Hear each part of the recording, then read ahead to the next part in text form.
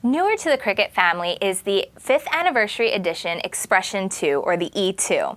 The Expression 2 has a new LCD touchscreen. It's able to cut your original Cricut cartridges, the newer Cricut Imagine cartridges. It doesn't print like the Imagine, it just cuts. And it also has several pre-installed cartridges, like this Just a Note cartridge that Cosmo Cricut designed. It's very, very cute. We're going to create something from this cartridge. We're going to do this Mom and Me. We're going to do this cute squirrel, the little baby squirrel, and the Mom and Me title to create our own scrapbook page using just one sheet of paper layers. I'm going to show you how to do that by loading on our one sheet just on our Cricut cutting mat. Standard cutting mat comes with the E2. You can select different cutting mat sizes just like you do in your other Cricut Expression. Has a lot of same functions and features as the Cricut Expression, but a few more, and it's really cool. It's an extra fun goodie. The touchscreen's really neat. You're going to use a little stylus that's located right in the front, on the front panel that closes the Expression up. We're going to use the touchscreen to select our pre-installed cartridge. So we're going to select New Project. And you can see here, if you click on this little lower screen, you can use your original Cricut cartridges if you had one installed. Over here is for if you had an Imagine cartridge installed. And right here in the center, the Cricut machine, those are those pre-installed cartridges, just like this Just a Note. If you select from the drop-down menu, you can see what cartridges are installed, and we are going to use Just a Note, which is already selected.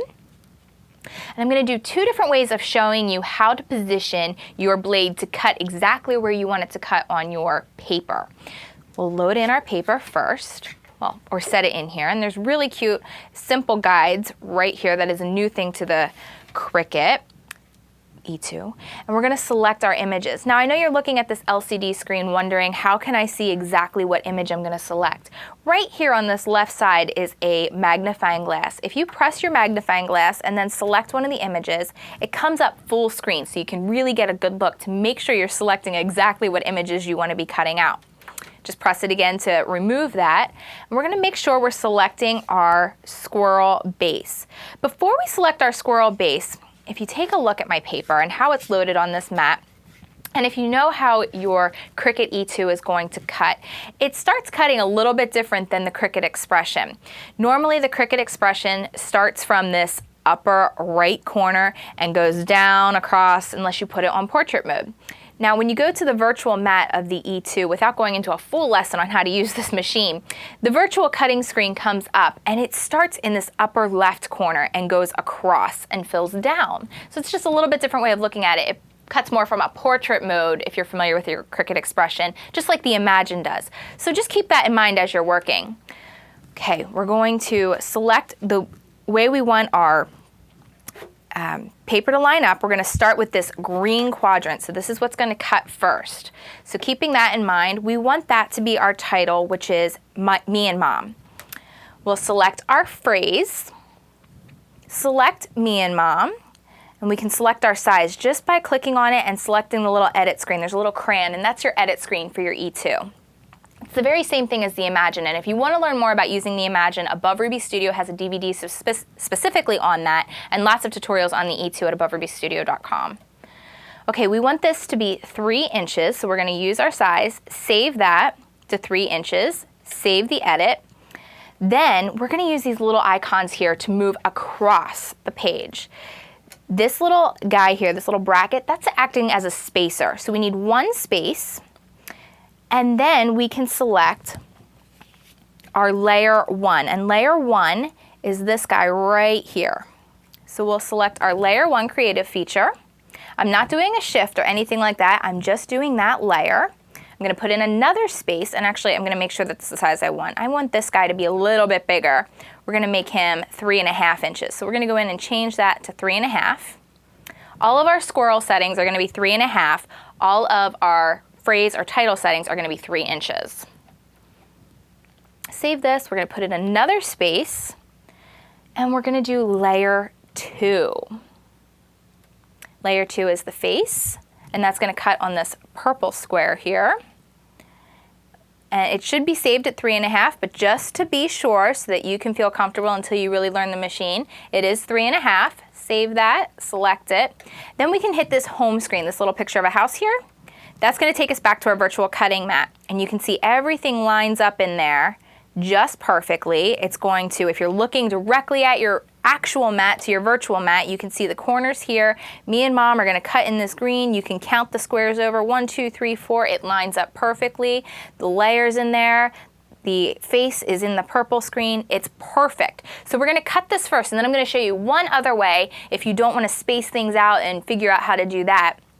I'm going to show you another way to select how to position your images to cut. We'll start by cutting this out. We're going to make our own little settings here. We're going to make sure our blade depth is set to 4. I have our speed on 3, but we can actually speed that up to 4.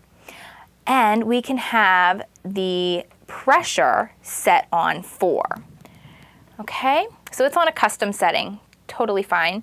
Different settings work well. We're going to press our little cut screen here. We need to load our mat.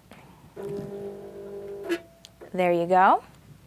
Now, we need to press our cutting blade, and you can see the little light up to do the test cut here, but we're just going to start cutting everything. It's going to remind you to make sure everything's set properly, and it's going to start cutting from left to right.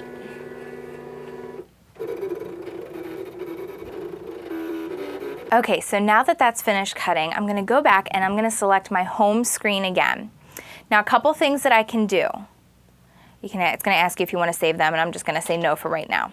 Now, it's moving them down, all the icons that I previously selected, so that I can recut them. I'm going to hit my project screen again. Now, I can delete these, but I just want to show you really quick. If you wanted to, you can use this little icon, this little arrow here that points to the side. This acts as an enter or a return button, so it's going to move down a line. So if you take a look at this, just so I can show you, we'll select another phrase, Mom and Me, and I'm going to hit the home screen so you can see right here.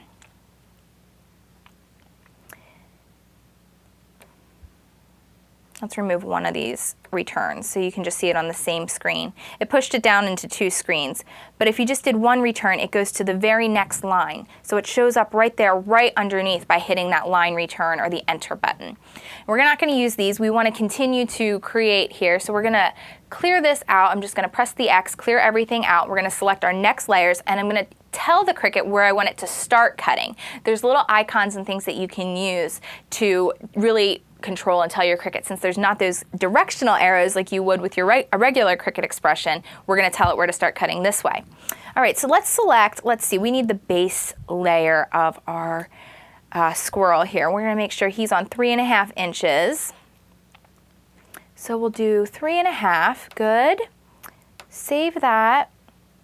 Let's press Shift and do the second layer. You know what, let's put a space in between there, so that we can move it onto the mat where we want, because we want the light pink to be the base and the dark pink to be the layer. We'll add another space in, and let's see, what other layers do we need to cut out? Let's see, we need to cut out the layer for Me and Mom, so we'll do the phrase, Shift,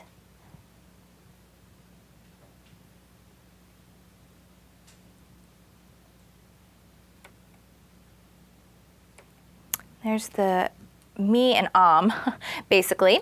That'll cut out, and let's go to the return.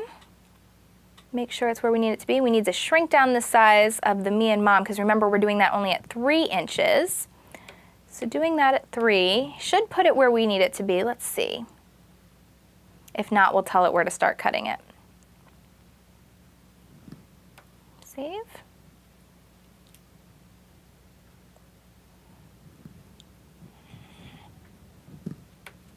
Okay, we'll remove that because we want to tell our Cricut exactly where to start cutting our images here.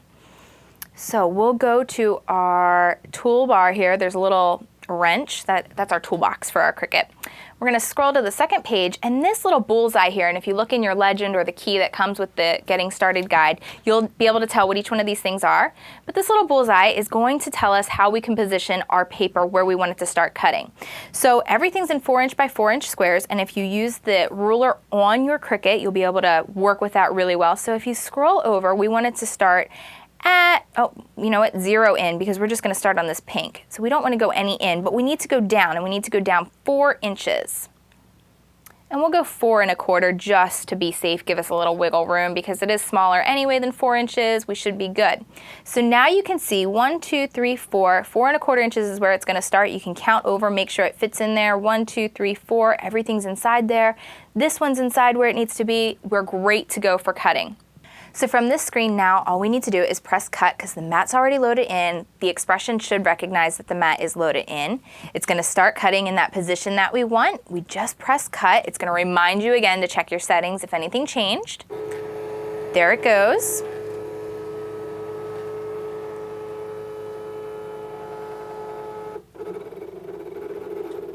Right to that start point.